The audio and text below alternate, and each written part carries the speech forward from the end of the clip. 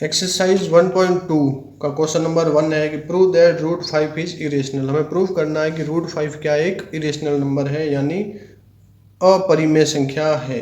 तो हमें अपरिमेय संख्या प्रूव करने के लिए हमें सबसे पहले एक एज्यूम करना है, उल्टा कॉन्ट्राडिक्शन, विरोधाभास हम पहले एज्यूम करेंगे। हम बोलेंगे रूट 5 को क्या बोलेंगे कि रूट 5 एक क्या है, इरेशनल नंबर। हमें दे तो रखा है कि प्रूव क्या करना है, इरेशनल प्रूव करना है, पर हम क्या कर रहे हैं, इसको उल्टा विरोधाभासी हम एज्यूम कर रहे हैं, मान रहे हैं, एज्यूम कर रहे हैं, माना कि जो रूट 5 है वो क्या है, अपरिमेय संख्या है, अपरिमेय संख्या है। माना कि रूट 5 एक क्या है, अपरिमेय संख्या है। और हमने फिर अपरिमेय संख्या है तो अपरिमेय संख्या वो रेशनल नंबर है, तो वो a अपॉन बी के रूप में होगी, a upon B root 5 where a and b are coprime. a and b क्या है, को प्राइम संख्या है। को प्राइम यानी सह अभाज्य, सह अभाज्य। सह अभाज्य संख्या वो होती है जिसका HCF 1 होता है, जिसका HCF क्या होता है, 1 होता है।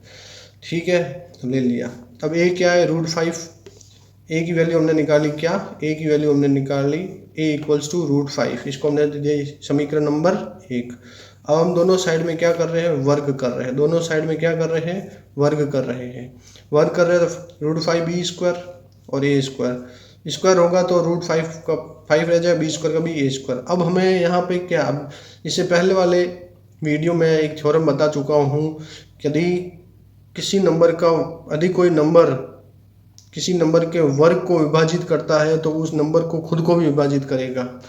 देखिए मैं आपको बताता हूँ, एक p भी ये नंबर एक नंबर है, अगर p डिवाइड्स ए स्क्वायर, यानी p है ए स्क्वायर को, a क्या कोई नंबर है और p भी एक कोई नंबर है, वो क्या है, प्राइम नंबर है।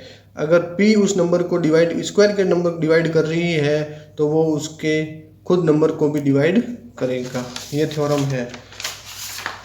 तो क्या हुआ, ए स्क्वायर इज डिविजिबल बाय 5। जब अपन इसके नीचे लेके आ जाएंगे तो बी स्क्वायर इजिकल टू क्या हो जाएगा, ए स्क्वायर अपॉन 5 ये होता है। तो ए स्क्वायर इज डिविजिबल बाय 5, जब ए स्क्वायर डिविजिबल हो रहा है 5 से तो हम कह सकते हैं कि ए इज ऑल्सो डिविजिबल 5।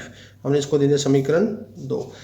अब जब हमें ये चीज़ मिल रही है तो हम आगे कह सकते हैं, now we can write that a equal to 5 into C, a equal to 5 into C. अब इस चीज़ से हमें ये मिलता है कि 5b square is equal to A square.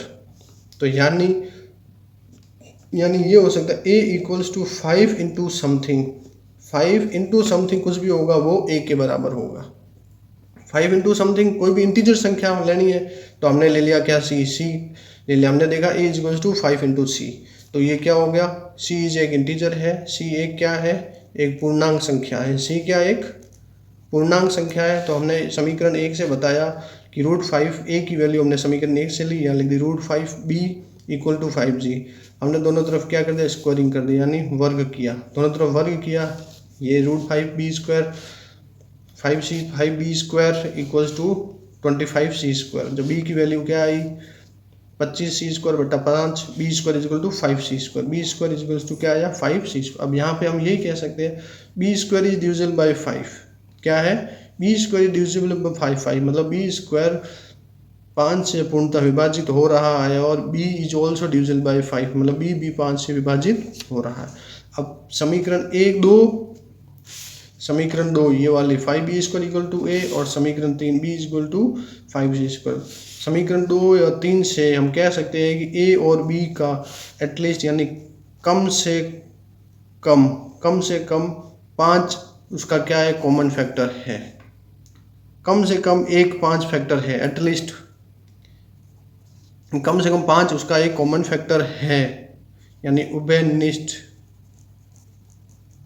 उभयनिष्ठ गुणांक है। क्या उसका उभयनिष्ठ गुणांक है। But this is contradict the fact that a and b are cone prime.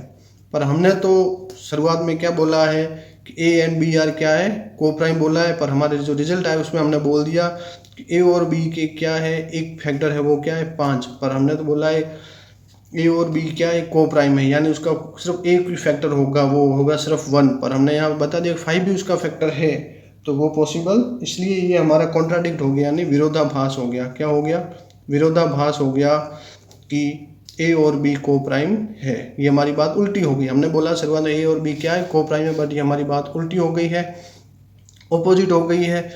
तो अब हम कह सकते हैं अतः this contradiction it arises because of our incorrect assumption.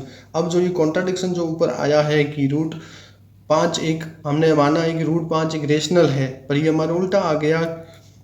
तो हम कह सकते हैं कि जो हमारी ये जो कॉन्ट्राडिक्शन, जो ये निष्कर्ष विरोधाभासी, जो ये विरोधाभास उत्पन्न हुआ है, क्यों उत्पन्न हुआ है, क्योंकि हमने अजम्पशन यानी गलत माना है। करेक्ट इनकरेक्ट, गलत मानने की वजह से हमने गलत क्या मानना है, हमने गलत ये मानना है कि रूट 5 एक क्या है, रेशनल नंबर है, इसलिए ये हमारे गलत हो गया। सो वी कंक्लूड, तो हम अतः निष्कर्ष निकालते हैं कि रूट 5 क्या एक रेशनल नंबर है, रूट 5 क्या एक इरेशनल नंबर है, जो हमें प्रूफ करना, तो हम बोल सकते हैं हैंस प्रूफ।